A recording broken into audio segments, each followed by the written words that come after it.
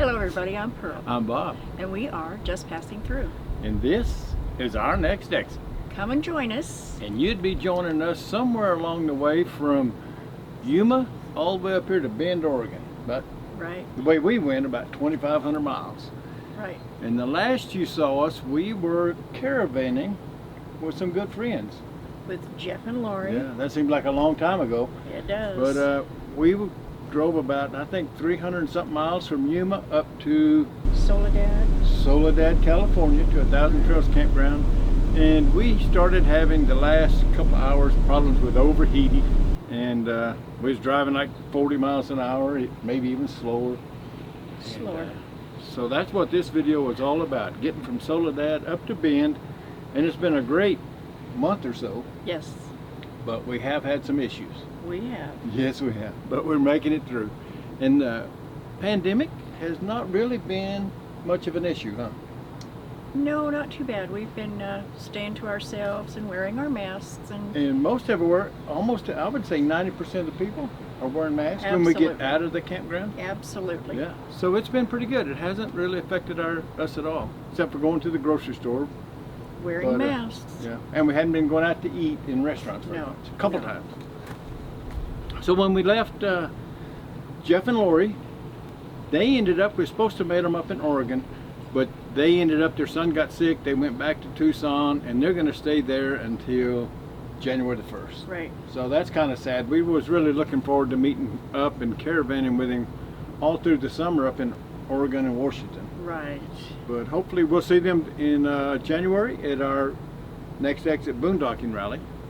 And we wish them well, and their son Brandon, hopefully he's all healed up and doing good. But then we drove up from Soledad to Lake Tahoe. Yes. And that was a pretty good trip. It was about 400 miles. It was a long day. So people ask me all the time, how come I do so much driving? I like to drive. I mean, if we were to go 400 miles a day for several days in a row, I'd probably get very tired of it. The one part about driving that I do not like is I don't like the skinny roads and the winding roads. It drives me crazy. So if it gets that bad for me, Bob just drives. And that's fine, but I do enjoy driving. I like to see the scenery. I like to point out things to Bob, and he points out things to me as well that catches our eye in the scenery. So it's just, I like driving. You ready to climb you some mountains, baby? I guess we're gonna have to. It's either that or walk. Yeah. The 200 or 300 mile drive, that doesn't bother me. The coach is so easy to drive. It's just very comfortable for me. Well, I'm gonna let you go now, and we're gonna head to Tahoe. Bye-bye, folks. Catch you later. Okay. And the last 30 miles was a killer. We went up Kingsbury Grade, and it's the worst way to get up there. It is the worst. It's about 2,500 foot elevation and about 5 miles distance. We were in first gear going 15, 16, 18 miles per hour. Yeah, in first gear we had unhooked the car. Pearl was driving the car, I was driving the coach, and that was brutal. We pulled over probably a dozen times. Oh, at least. To let cars pass. It's a little bitty two-lane road, so there's no way to pass. So we'd pull over even when there wasn't a pull-out spot to let people by. 2-lane road and curves and bends and up. Oh. It was brutal. So from that we figured we need to address it. It's getting worse. So the first thing I did was to get on the phone and call Cummins. They've got a dealership right there and a shop right there in Reno. And I kind of ran them through what all was going on and how the RV was acting and getting hot. And they seemed to think that it was the electronic fan controller, that it's fairly common for them to go out and have problems. And I think what it's supposed to do is just the fans just kind of slowly idle until the engine gets hot, and then that fan controller turns it up to full bore and cools it right down and keeps it at that 195 to 200 degrees, 210. But they couldn't get us in until July the 7th. So I made the appointment, but Pearl reminded me quickly that Charlotte's birthday was July the 3rd, and it was almost 400 miles away to their house. We were supposed to, at that time, we were still going to meet Jeff and Lori on the 6th of July to do some caravanning and explore Oregon. As it turned out, their son got sick and they had to go back, and we didn't get to do that, but we didn't know that at the time. And we sure weren't going to miss our great-granddaughter's first birthday. Right. So I got online, went on my favorite website, IRV2, and I started a post, and there's probably 20 or 30 people that replied back and kind of gave ideas on what it could be, and a lot of them matched up with what Cummins said. Obviously change the thermostat's the first thing you do, but then this electronic fan controller seems to be an issue, and a lot of guys have gone back to a wax valve where when the engine gets hot, it melts the wax inside this little sensor and turns your fan on, and it cools it down. Once it cools down, that wax gets hard again in that little sensor and shuts the fan off. Easy peasy, and the heck with all the fancy stuff. Easy peasy. Yeah. Well, it was pretty easy. And so what I decided to do is cancel our Cummins appointment, because we didn't want to have to sit up at Lake Tahoe for 2 weeks waiting for it. Right. And then no telling what. We have not ever had good experience in shops. Just all the things. So we ordered us that fan controller, we ordered us the thermostat, we got all new coolant, about 20 gallons of distilled water so we could flush out the system. And we got ready for when we were going to head up to Elko to our granddaughter's birthday party. And we cut our Tahoe stay about a week short. Right. So we went to the birthday party, then we did our work.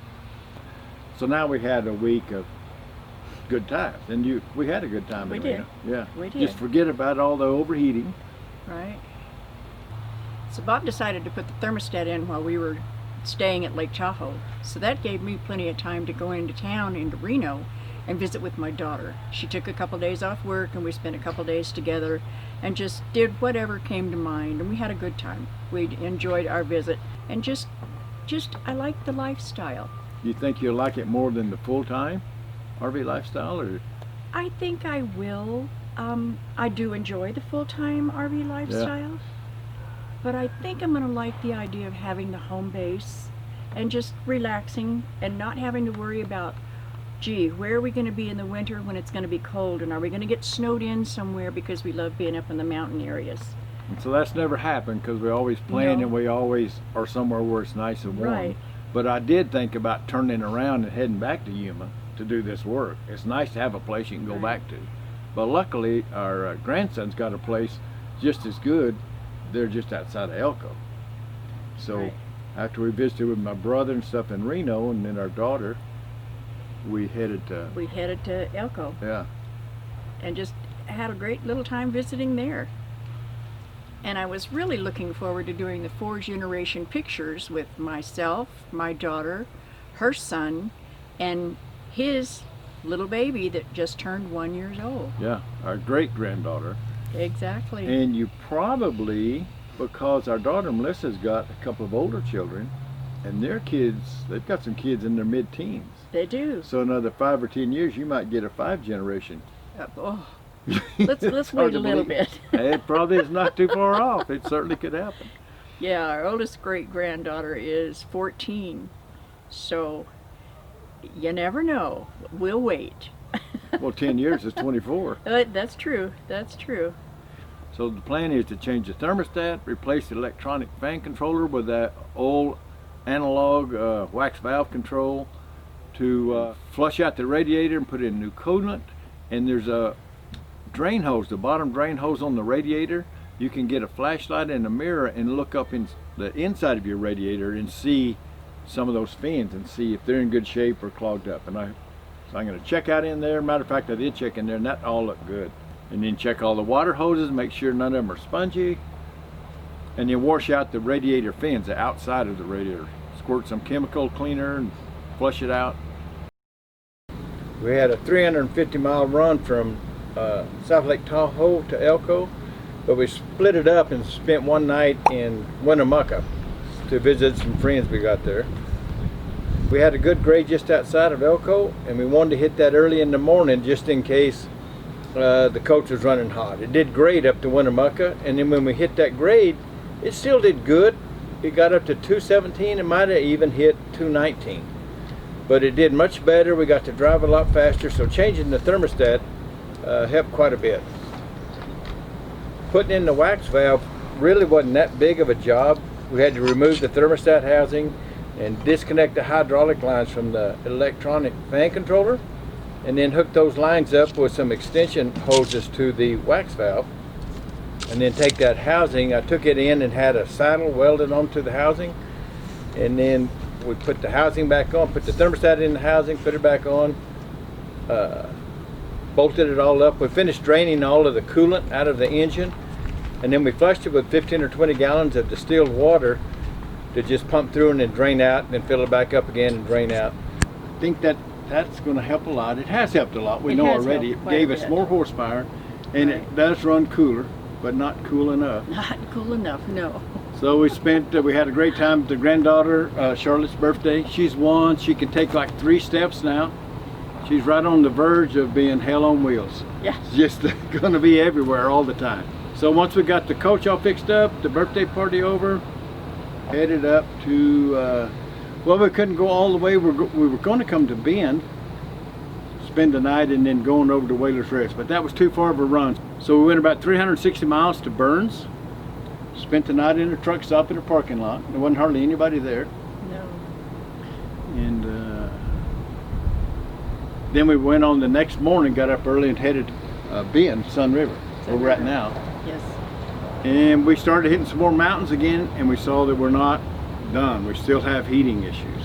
Not near as bad, but we got heating issues. So we spent one night in Bend. Next day went to Whalers Rest, and that's one of our favorite parks, I think. Whalers Rest is great. We got a site, we had good internet, had good Verizon signal, good internet, and it's like not even a 15-minute walk to the ocean. It's just real close. It's a little cool in the 60s, and a little windy on days. Dan and Jen Nevada was there. We got to see them for a few seconds. That was great. And we met several folks that watch our channel. Right. That stopped to say, hey, appreciate that. Good seeing all you guys. Ron in an RV. I've been emailing with him for several years. Got to meet him and his wife. Well, first of all, we was in Whalers Rest. We got to see Stevie and Jinxie, our son and daughter-in-law. We drove over to Eugene to visit. Yeah. Had a great time. Yeah, and now the COVID has affected them quite a bit. Yes, it shut down their business. Yeah, they had just opened an art gallery, and they were doing tattoos. Well, they just opened an art gallery, and they were doing, like on Friday night, they'd have big events where they'd have 100 folks or so come in and look at the art, and they put in a wine bar, and it was really building up. They had it open maybe 6 months or 9 months. Probably 9 months open. And they had to shut it down. Right. And the protests and stuff got within a half a block of them. There's a little concern. Pretty scary. So they're going to leave the gallery shut down. They have gone and put in a tattoo parlor. They're a big part of the tattoo community. And they're going to buy a house. They're going to buy a house on the ocean, 2 acres, and it has RV parking. So that's the way to move up on Grandpa's list.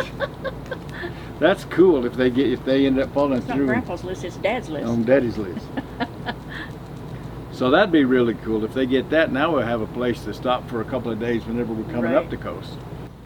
And then after a couple of weeks on the ocean at Whalers Rest, we headed back up and over the mountains to Bend, Oregon. Starting up the hill pretty good.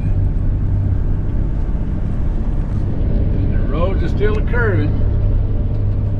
Pearl's not liking driving these mountain roads. I don't like it at all. And we're coming on up now. Woo, doggy. In second gear, going 29 miles an hour, 221 degrees. And we're almost, well, we still got a little ways. And that wasn't the worst of it. About an hour later, we're climbing another hill, and it started heating up again. And by the time I looked down and saw the gauges again, it was 230 degrees. And we thought that it had kind of taken care of itself. It had done pretty good. It got up to 217, but we've got a lot more power, and it seemed like it was staying cool. And to be honest, we probably, both of us kind of wasn't paying as good of attention as we normally do to that engine temperature. And then all of a sudden Pearl looked down and the check engine light was on. And it's Yes. 230 degrees. Not a comfortable feeling at all. Bob obviously has some work to do. And so I got one more thing here being, I washed the radiator out. I got some simple green. I didn't get the kind that's safe on aluminum, but I rinsed it out good, so I think the simple green's fine. But I got a fair amount of dirt out of there. I've rinsed it out before, but it's been a year or so, and I should have done that earlier. So we got our fingers crossed. I don't know a lot more to check, so we may have to get us another Cummins appointment. But we leave here in about 2-3 days, something like that, and we'll find out then. And then that's about my last straw, except for maybe the water pump. So I don't know, but one thing I do know is we're not gonna, it's just part of the adventure. We're not gonna let it slow us down. We're up here, we're gonna be here for a couple of months. And we'll just have to travel in the cool of the morning. It was pretty hot afternoon when it hit 2:30. And it was a pretty steep grade, but it's still not right. No. So enough of that. That's all you're going to hear about the temperature. Right. And then Lance and Lisa, our other son, our oldest son, they live up in Longview, Washington. And they've got 5 kids. He's a Baptist minister, has been for 25 years. She's a school teacher. She's a school teacher. They're thinking about retirement as everybody starts thinking about that. They're in their early 50s. He is, she's not, she's younger. But they're thinking about moving here to Bend.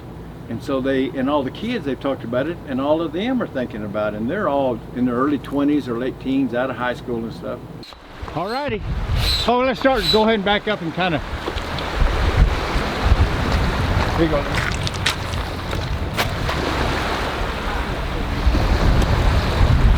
So then I just have to walk this over there? Yeah, you'll bend it down here, and I say okay, and then go ahead and pick it up. Get this and walk over there. Maybe tap him on the shoulder and say, I'll get it, or something like that. Okay, go ahead.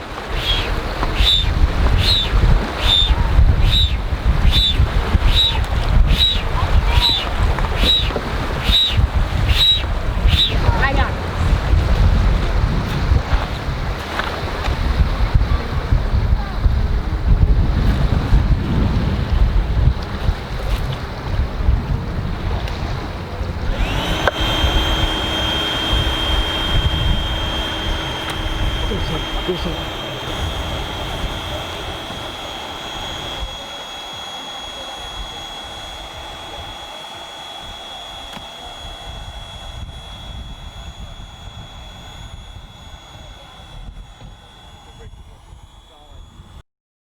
That's going to be really neat. We rented some jet skis, kayaks, paddle boards, And a big old float, big old float. 10 or 12 person float, and we had a heck of a good day. You remember the name of that lake? Cassius?